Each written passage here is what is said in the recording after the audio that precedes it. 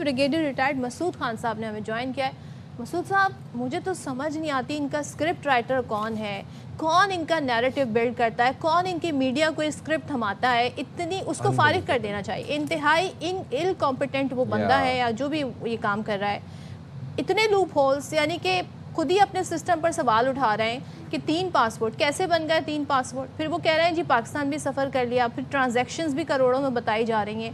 تو یہ تو ان کے اپنے گھر میں خرابی ہے, اسے درست کرنا ہوگا اگر تو یہ کسی بھی حد تک کچھ اس میں صداقت ہو, جو کہ ہے نہیں. جی آپ صحیح کہہ رہی ہیں. ابھی آپ دیکھیں کہ جو انڈیا میں یا جو انڈیا میں لوگ ہیں وہ چمکیا کتلیا کو فالو کرتے ہیں, جس کا ایک تھیوری تھی منڈیلا تھیوری, اور اس نے کہا تھا آپ دشمن جو ہے اس کے خلاف آپ سائبر وارفیئر کریں اور اپنے جو ایجنٹس کو انفلٹریٹ کریں اور اس کے ساتھ ڈسٹیبلائز کرنے کی کوشش کریں, پھر انیمی آف انیمی کے ساتھ دوستی بھی کریں تاکہ اس کے سے بھی فائدہ اٹھائیں. پھر انڈیا میں ہم نے دیکھا ہے جو جوزف گوبلس کو یہ بہت فالو کرتے ہیں, جو پروپیگنڈا منسٹر تھا نازی جرمنی کا, کہ تو وہ اس بیک ڈراپ میں یہ چیزیں یہ کرتے ہیں. لیکن ان کے پاس دیکھیں کہ جو 5th جنریشن وارفیئر کو یہ آج کل اس پاکستان پہ امپوز کیا ہوا ہے, اور جھوٹ ہے, ڈس انفارمیشن ہے, یہ اس میں پروپیگنڈا کرتے ہیں تاکہ ایک نیریٹو سیٹ کیا جائے. اور اس میں یقیناً اس میں پیچھے ہے جس کی تھنکنگ اس میں شامل ہے, اور یقیناً گودی میڈیا اس میں شامل ہے. اب جو واقعہ ہوا تھا, دیکھیں شروع ہی میں جو واقعہ جب یہ رپورٹ ہوا تو اس میں پہلے دیکھیں آئی وٹنس نے کہا یہ ایک ماروتی گاڑی تھی, لیکن انڈین جو گودی میڈیا تھا انہوں نے کہا نہیں ہونڈائی تھی. پھر جو نام تھے ڈفرینٹ نام لیا, آئی وٹنس نے ڈفرینٹ نام لیا اور گودی میڈیا نے ڈفرینٹ نام لیا, نے ڈفرینٹ نام لیا, اور اس طریقے سے یہ کہانی یہ بناتے رہے ہیں. تو ڈفرینٹ قسم کے یہ اس طرح سے, لیکن آج تک یہ کوئی ثبوت لا کے نہیں دے سکے. ایون دیکھیں کہ پلوامہ پہ تو ستیہ پال ملک از آن ریکارڈ, انہوں نے کہا تھا کہ یہ انسائڈ جاب ہے, ووٹس کے لیے انہوں نے لاشوں پہ سیاست کی ہے. تو اب اسی طریقے سے ریڈ فورٹ والا واقعہ ہے, اب اس میں بھی سٹوریز ہے. اب کل جو خبر انہوں نے دی کہ اس میں ایک ڈاکٹر کو پکڑ کے لے کے گئے, اس کو انہوں نے پیش کیا, انہوں نے کہا اس گاڑی میں ایک سوسائڈر تھا, اس کا نام عمر تھا, اور سارے وہ بھی ڈاکٹر تھا. پھر ان کا لنک جوڑا with Indian legal occupied Jammu and Kashmir کے ساتھ. پھر 3,000 kg کے ایکسپریس ریکور کیا ہریانہ فرید آباد میں. So that is humanly not possible. So overall اس سب کا مقصد یہ ہے کہ پاکستان کو ملائن کرنا, پاکستان کو انٹرنیشنلی کنٹری اس طرح پیش کرنا کہ کراس بارڈر یہاں سے انفلٹریشن ہو رہی ہے.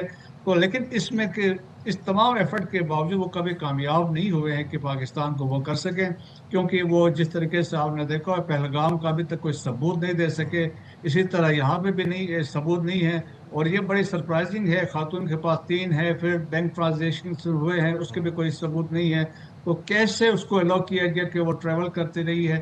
So it is all build up ہے, کہانی ہے, جسٹ ایک ہے, اور اس کو ابھی ڈیفینڈ کرنے کی کوشش کر رہے ہیں. اور مسعود صاحب پہلگام کا تو ہم نے یہ دیکھا کہ وہ تو بھانڈار ٹیلی گرام کے اوپر ہی پھوٹ گیا نا, وہ تو ان کی جو اسکرپٹ ساری لکھی ہوئی تھی وہ ٹیلی گرام کے اوپر لیک ہو گئی بعد میں. اچھا, اس کی بھی کوئی شواہد پیش نہیں کر پائے. یہ جو ان کا ایک پیٹرن ہے گودی میڈیا کا نیریٹو بلڈنگ کا, کہ فوراً سے ایکٹیو ہوتے ہیں اور فوراً سے الزام تراشی پاکستان پر شروع کر دیتے ہیں اور کوئی ثبوت بھی پیش نہیں کرتے. اب یہ جو ڈاکٹر شاہین ایک نیا کردار آیا ریڈ فورٹ والے تمام معاملے کے اندر, this is very pointless and very logicless کہ آپ کی اپنا سیکیورٹی فیلئر ہے اور آپ انٹرنیشنلی سب کو بتا رہے ہیں کہ پاکستان کی وجہ سے ہوا ہے. اور میں آپ سے یہ جاننا چاہ رہا ہوں کہ مزید اور کتنی ہزیمت اٹھائے گا بھارت, اور کتنی سبکی اٹھائے گا, اور کتنی آئسولیشن فیس کرے گا. پاکستان کو ملائن کرنے کی کوشش کر رہے ہیں but they are getting maligned them selves.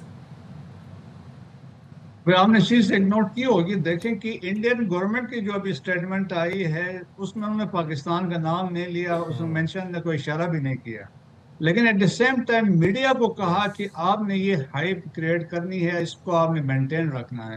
So that's why media اس کو ہائپ کریٹ کر رہا ہے, اور انڈیا کو ویسے پتا ہے, اور نہ انڈیا کے پاس وہ کیپیبلٹی ہے. تو وہ جس طرح کہہ رہے ہیں کہ ابھی وہ دہشت گردی ہی کو ایز اے اسٹیٹ پالیسی کے طور پہ یوز کر رہے ہیں اور کچھ کر نہیں سکتے. سو دیئر فور ہم کہہ سکتے ہیں جیسے ہائیبرڈ وارفیئر جو انڈیا ہے subjected Pakistan to hybrid warfare, اس میں 5th generation warfare is a part of hybrid warfare ہے. افغانستان کو یوز کر رہے ہیں, دیکھیں افغانستان سے ٹیررزم وہ کروا رہے ہیں. افغان طالبان رجیم ہیز بیگن, افغان انڈیا کی ایک پراکسی بن گئی ہے, باقی لوگ وہاں پہ ہے.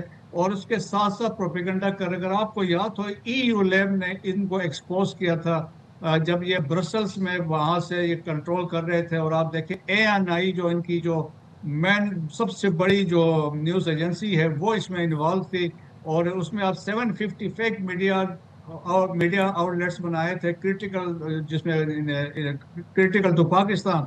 सो इनकी मैंने कहा ना इनबिल्ट है कि ये हर वो मौका पाकिस्तान को हाथ से नहीं जाना था जिसमें पाकिस्तान को मलायन किया जा सके, पाकिस्तान को डिस्टेबलाइज किया जा सके।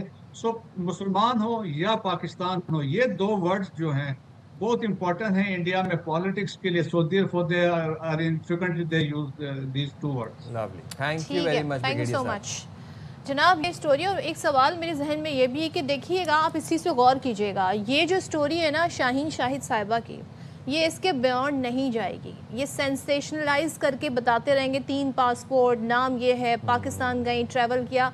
किससे इनका ताल्लुक था, कौन इनके साथ था, कौन इनका हेल्पर था, किसने इन्हें 3 पासपोर्ट बना के दिए, कैसे इस कहाँ पे ट्रांजैक्शंस हुई, ये डिटेल्स आपके सामने नहीं आएंगी, क्योंकि इन्हें बस एक TRP और ये वाले चक्कर होते हैं, पाकिस्तान के खिलाफ बयानियाँ बनाना होता है। So, गोदी media needs to change this script writer. आपने बड़ी अच्छी बात की थी कि अपना स्क्रिप्ट राइटर चेंज करें, कुछ काबिल आपके वहाँ पर AI से मदद ले लें, AI से मदद ले लें, सब छोड़ें वो आप, आपको कुछ थोड़े लूप हाँ। होल्स जो है ना आपके कवर जाए। हम